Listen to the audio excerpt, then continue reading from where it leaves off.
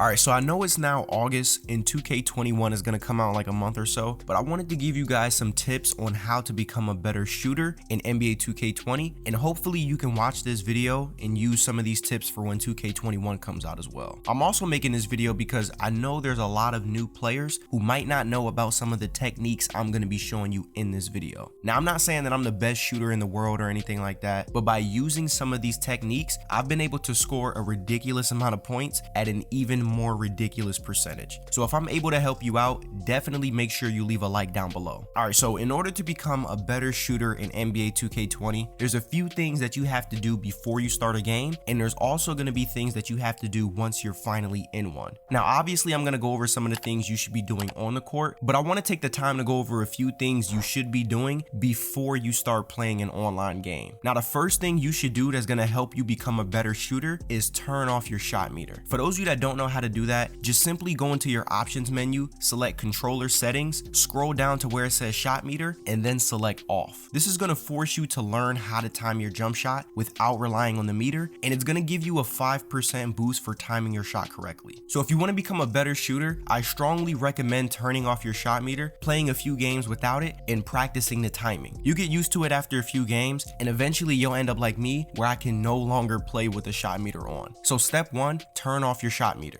Alright, so the second thing you want to make sure you're doing before playing a game is choosing a good jump shot. Now, this is something I talked about in some of my previous videos, so I'll make sure to leave a few links in the description below. The jump shot I'm using in this gameplay is jumpshot 98. This jump shot is arguably the best in the game because the green window is fairly large, which makes it a lot easier to perfectly time it. One thing that I see a lot of players do is they'll find a jump shot, use it for a few games, switch to a different one, and then just keep repeating the same process. Now, in my opinion, in order for you to really get better at shooting the ball, I suggest finding one jump shot and sticking with it. The more you practice with that jump shot, the more familiar you'll be with that animation, and the better you'll be when trying to time it. Once again, I have multiple videos going over some of the best jump shots in the game, so if you want to check those out, the links will be in the description. So step 2, choose a good jump shot. Alright, so the third thing you want to make sure you're doing is choosing the right badges. Now, about a month ago, I made a pretty popular video going over the best shooting badges to use for all builds. Once again, the link will be in the description. Just to kind of summarize though, the most important badges you want to have are going to be quick draw and range extender. Those two to me are the most essential shooting badges in this game, so definitely make sure you have those on your player. You also want to make sure that you have hot zone hunter on your player as well. All the other shooting badges are just going to complement your player's shooting abilities. Now, I have a shooting build that gets 30 badges, so if you guys have a similar build and you want to pause the screen to see which badges I'm using, feel free to do so. But the badges you use are going to have a huge impact on how well you perform on the court. So step 3, choose the right badges. Alright, so the last thing you want to do before playing a game is if you have a player with the lower 3-point rating, make sure you head over to the boost stand and buy jump shot boost. I have a rebounding wing with a 72 3-point rating, and I always make sure that I have jump shot boost on that player. I don't know if some people are ashamed of buying boost for their player or if it's a pride thing, I don't know, but definitely make sure you're taking advantage of those jump shot boosts. We want to increase our chances of knocking down our open shots as much as possible, and jump shot boosts are a great way to do that. I don't think this step is really necessary for players with a high 3-point rating, but for those of you with 3-point ratings in the 60s, 70s, or even the 80s, don't be afraid to buy those boosts. So step 4, make sure to buy jump shot boosts. Alright, so in my opinion, if you want to get better at shooting, those are the 4 most important things you need to do before you even step on the court. Once you've done those things, we can now start talking about what you can do on the court in order to maximize your shooting potential. So once you're in a game, the first thing you should be focused on is taking open shots. As you can see on the screen, these are some examples of good quality shots. This is going to allow you to practice timing your jump shot without the shot meter and with some of that delay or latency you get when playing online. Now, just to go along with this point, another thing we really want to focus on is being patient with our shots. So here's an example where the other team misses, our center gets the rebound and passes it down to start the fast break. Now, before my player even catches the ball, I'm looking at what's going on the court. So in this scenario, I see my teammate hasn't crossed the half court line yet, so this is pretty much a 2-on-1 fast break situation.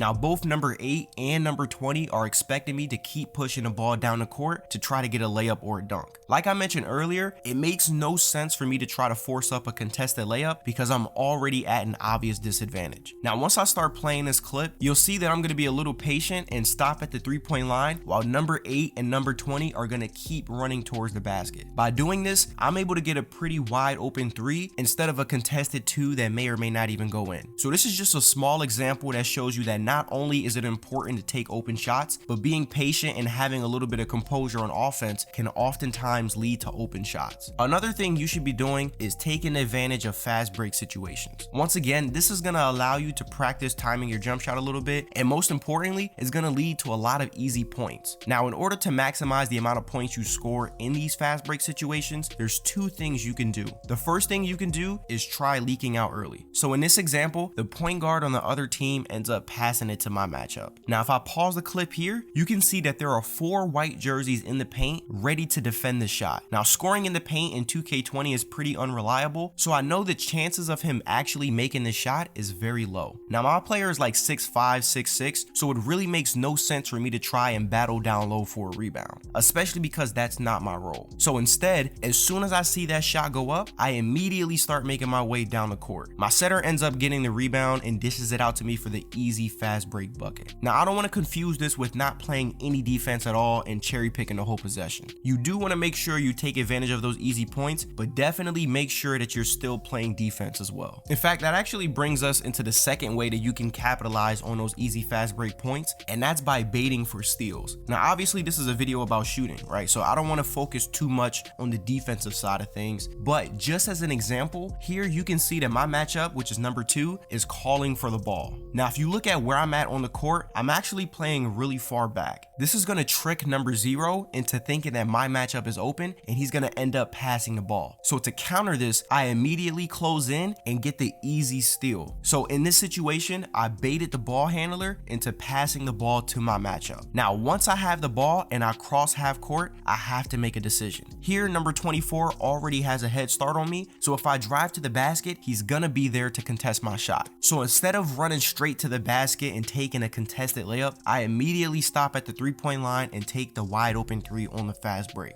So once again, I know this video is more centered around shooting, but I'm just showing you that sometimes playing good defense can lead to fast break opportunities, which will often help you with your shooting. So definitely make sure you take advantage of those fast break opportunities. Another really important thing you want to make sure you're doing on the court is having good off-ball movement. And I'm going to show you a few examples of how I was able to get some really good looks just by spacing the floor and moving around properly. So in this example, we're pushing a ball up the court, and you can see that this entire right side is just a little too crowded. So instead of staying still and not moving, as soon as my boy Neil makes his way over to the right side of the court, I immediately fade towards the top of the key. It also helps that my boy Pete over here is rotating over to the basket and bringing his defender along with him. So when I do get the ball, I'm wide open at the top of the key for the easy shot. So sometimes you have to have a little bit of court awareness and know when to get out of the way. Here's another example where the spacing on the floor could just be a little bit better. So as you can see here, Pete is bringing up the ball while me and Neil are both on the left side of the court. Now, this is another one of those situations where I probably could rotate to the top of the key, but in this situation, I just think that's too much space I would have to cover. So instead of doing all of that unnecessary running and bringing my defender along with me, I could simply move deeper into the corner and get the open shot. So when I play the rest of this clip, you'll see that my defender is playing just a little too high,